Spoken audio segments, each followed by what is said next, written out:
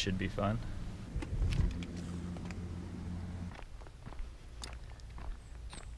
Hey everyone, hope y'all are having a great week.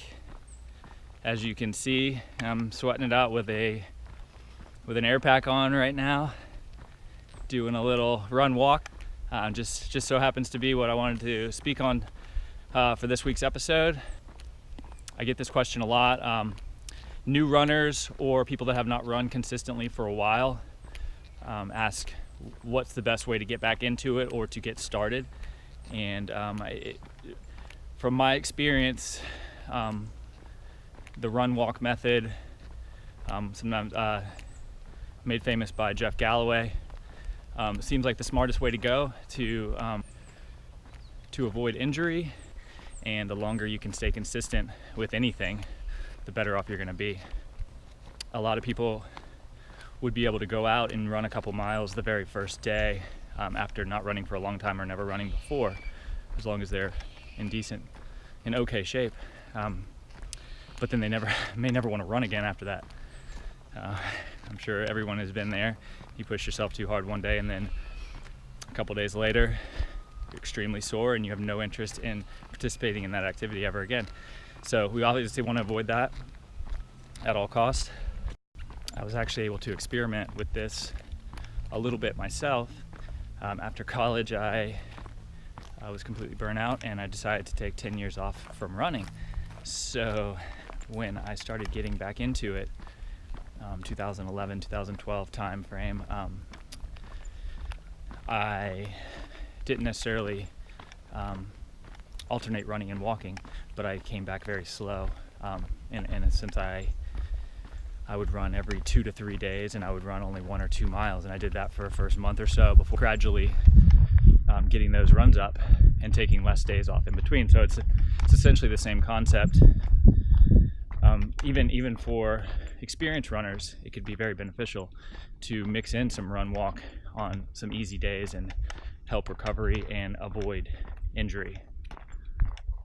Basically, the run walk method is very similar to a typical runner interval workout, where you are pushing yourself for a set amount of time or distance and then taking either a rest or some form of recovery between those reps.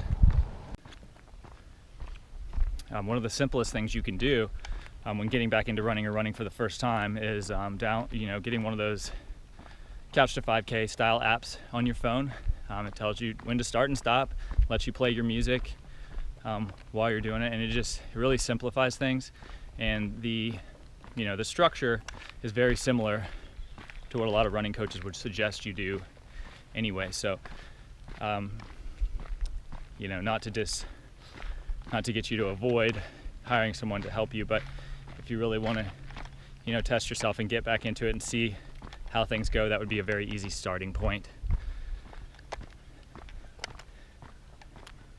And obviously, no one likes to walk when you're out here, but if you're mixing in some running and walking and you can keep your heart rate up, you can really get a lot done, avoid some injuries, stay healthy, and ultimately, and most importantly, stay consistent and continue this process on. Hope everybody's having a great week. Don't forget to move.